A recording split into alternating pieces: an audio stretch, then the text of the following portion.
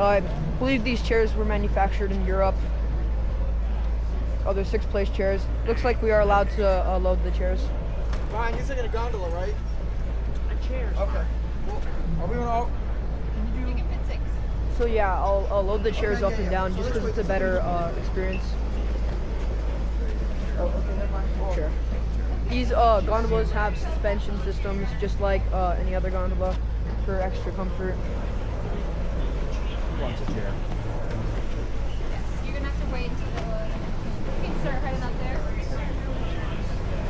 I don't know if you can see the tires up there. I think you can right there. Yep, there they are. I believe this system uses gears instead of belts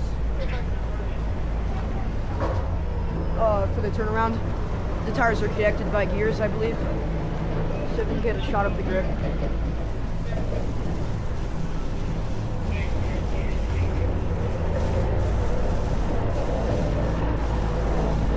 I can see it clearly. I don't know if you can though, but I could definitely see the grip get pressed down. Its winter operating speed is 1,000 feet per minute. Yeah, I think most LPAs operate at a speed of 1,000 feet per minute as their max. Obviously lifts like Adirondack.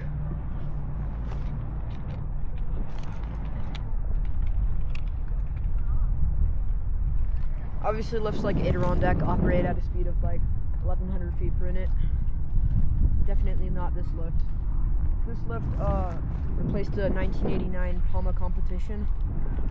I found out American Flyer was actually a 1986 Poma Falcon, and they were not built in the same year. They were both taken down in the same year, and the chains turnarounds were both upgraded with tires. Because the chains were taken out, spacing systems were also added to the acceleration and deceleration areas. Well, I don't know where the spacing systems were added, but they had to be added because the chain spacing was taken away. This is the first LPA I will film. There's another LPA back there, American Flyer, both built in the same year. This lift is notable as the first lift in North America with a direct drive. I think it beat the Gondola in Winter Park by a few weeks. I think Ram Charger 8 was also it's also a direct drive. Probably also beat that by a few weeks too. You can still hear the drive, but it mostly sounds like the return terminal with a high-pitched noise. It sounds pretty much the same no matter how fast the lift is going because there's no gearbox. Direct drives are definitely a little louder on Leitner Pomas. I don't know what these grips are called. I think they're just called LPA grips. But they look a lot like the Doppelmayr Achromatic grips. They're slightly different. The springs are black, and then the friction plate is a little different. The traction wheel on the outside, the very outside of the grip, is black and it's smaller. We also have bike carriers on the line for 4 people. Of course, these chairs are 6 people, and then I think these gondola cabins are 8. Here's some combo assemblies we have.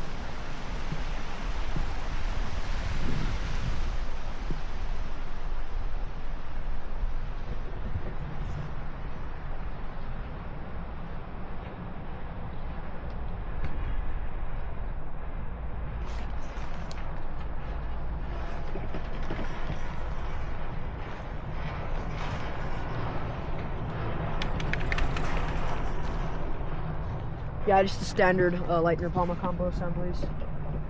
The lighter combo assemblies. What I mean by lighter is not like the heavier ones, where almost all of the weight is on the bottom shivs. So there's 4 shivs on top instead of just 2, like the lighter weight assemblies. I don't know if they only use the lighter weight assemblies on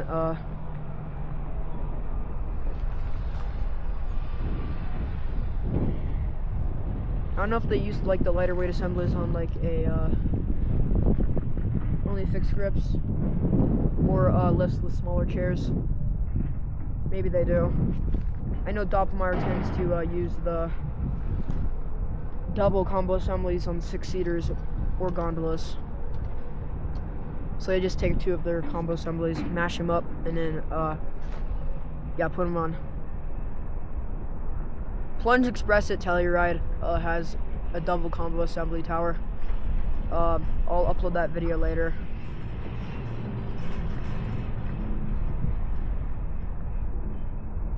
I'm hoping it won't be too windy at top. I do have the wind reduction effect on, so hopefully that will help.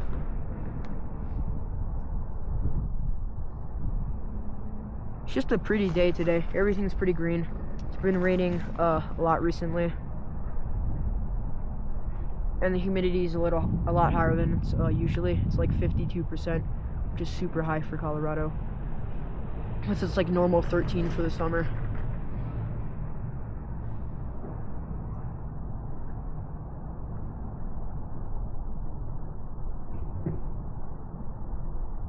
So I believe Copper Mountain is on the Gore Range, and then that's the 10-mile range over there. It's pretty desolate compared to this range. Maybe it's just because the tops are above the tree line. Copper Mountain is pretty high up, at least as high as Winter Park, and a significant part of it is above the tree line.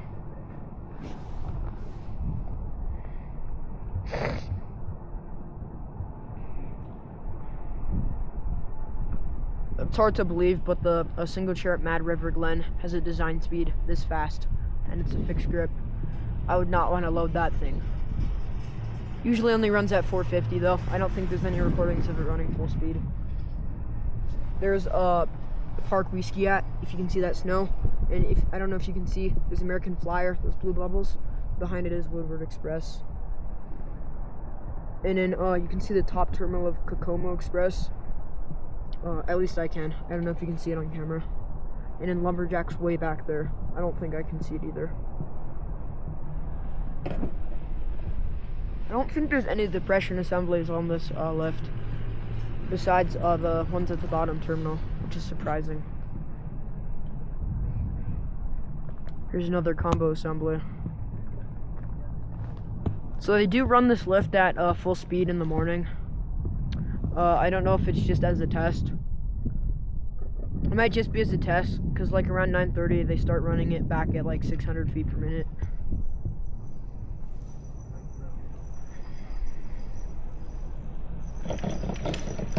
It sounds great at a lower speed.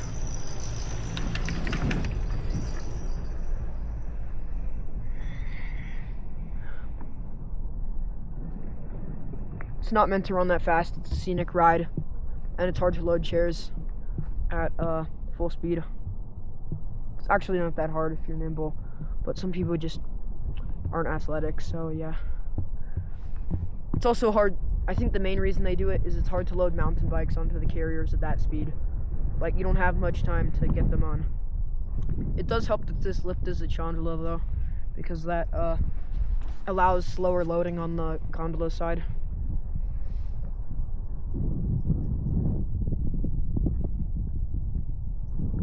So currently we're about 8 minutes into the ride maybe. I believe this is nearing the top. Super B is to the left, and then the accelerator is slightly to the right. I can clearly see accelerator's top terminal from where I skied down there. I don't know if you can see it in this, where we are though. Interesting rattle.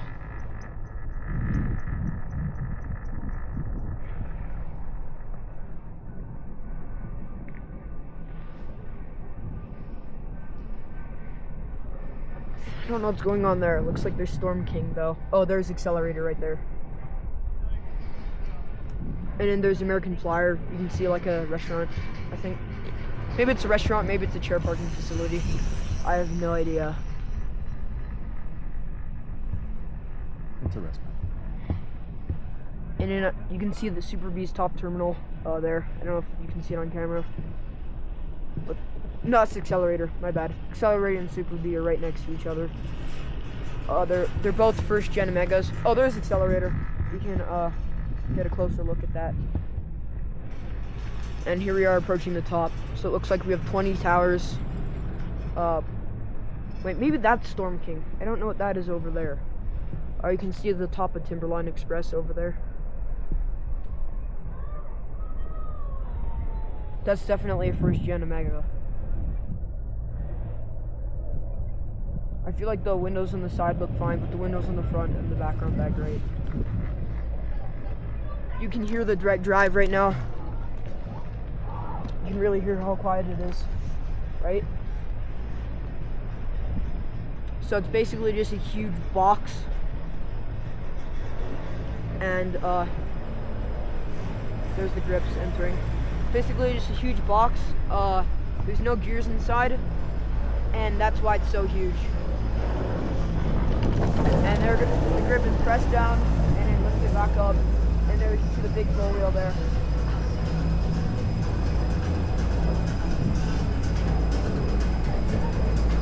It's running quite slow, but it sounds the same as in the summer.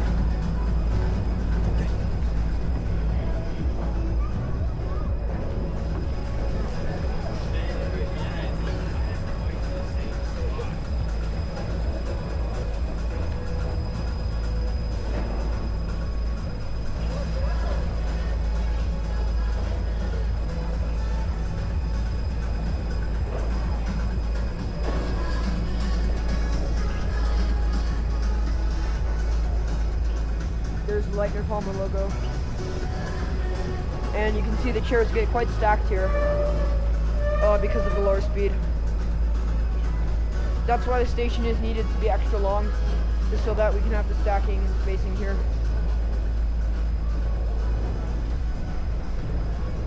And that's basically it for this video, guys. Thanks for watching.